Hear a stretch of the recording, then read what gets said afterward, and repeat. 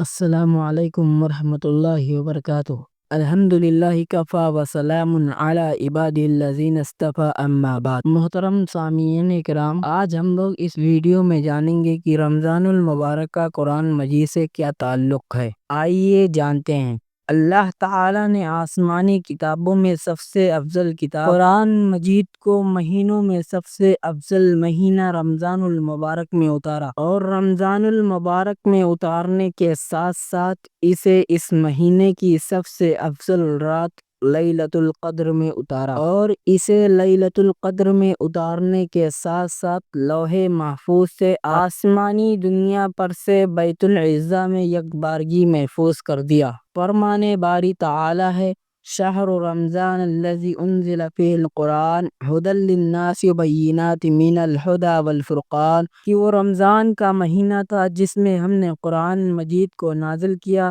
جس میں لوگوں کے لیے ہدایت ہے اور حق اور باطل کے درمیان فرق کرنے کی واضح نشانیاں موجود ہیں۔ آگے اللہ تبارک و تعالی نے فرمایا: انا انزلناہ فی لیلۃ القدر، بے شک ہم نے قرآن مجید کو لیلۃ القدر میں اتارا۔ محترم سامعین کرام، ان دونوں آیات سے ہم اور آپ قرآن مجید کی عظمت کا اور رمضان المبارک کا قرآن مجید سے کیا تعلق ہے اس کا اندازہ لگا سکتے ہیں۔ رمضان المبارک کا قرآن مجید سے بہت گہرا تعلق ہے، اس لیے ہمیں اور آپ کو اس رمضان المبارک میں زیادہ سے زیادہ قرآن مجید کی تلاوت کرنی چاہیے، اور خود نبی کریم صلی اللہ علیہ وسلم رمضان المبارک میں اس کا اہتمام کیا کرتے تھے۔ بخاری کی حدیث ہے، حضرت ابن عباس سے مروی ہے کہ رسول اکرم صلی اللہ علیہ وسلم لوگوں میں سب سے زیادہ خیر کے کام کرنے والے تھے، اور آپ صلی اللہ علیہ وسلم خیر کے کام سب سے زیادہ رمضان المبارک میں کیا کرتے تھے،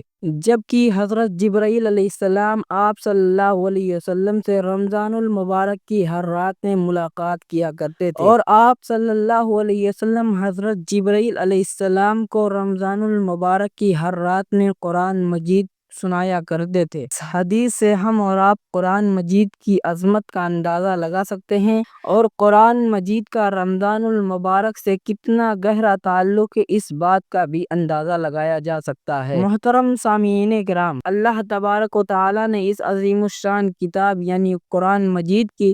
مختلف انداز میں عظمت اور اہمیت بتائی ہے۔ اللہ تعالیٰ کہیں فلا اقسم بمواقع النجوم کہہ کر اس کی عظمت کو بڑھاوا دے رہا ہے، کہیں اللہ تعالیٰ الکتاب المبین کہہ کر قرآن کی عظمت کو بڑھاوا دے رہا ہے، کہیں اللہ تعالیٰ الکتاب الحکیم کہہ کر قرآن مجید کی عظمت کو بڑھاوا دے رہا ہے، کہیں اللہ تبارک و تعالیٰ یاسین والقرآن الحکیم کہہ کر قرآن مجید کی عظمت کو بڑھاوا دے رہا ہے، کہیں اللہ تبارک و تعالیٰ صاد ذی الذکر کہہ کر قرآن مجید کی عظمت کو بڑھاوا دے رہا ہے۔ محترم سامعین کرام، ہمیں اور آپ کو سوچنا چاہیے، سمجھنا چاہیے کہ قرآن مجید کا رمضان المبارک سے کتنا گہرا تعلق ہے۔ اگر ہمیں اور آپ کو رمضان المبارک اور قرآن مجید کے درمیان جو تعلقات ہیں ان کو پتہ لگانا ہے، تو ہم اور آپ اس بات سے بھی لگا سکتے ہیں کہ یہ قرآن جس مہینے میں نازل ہوا وہ مہینہ تمام مہینوں میں افضل ہو گیا۔ قرآن نے اسے شہر رمضان الذی انزل فیہ القرآن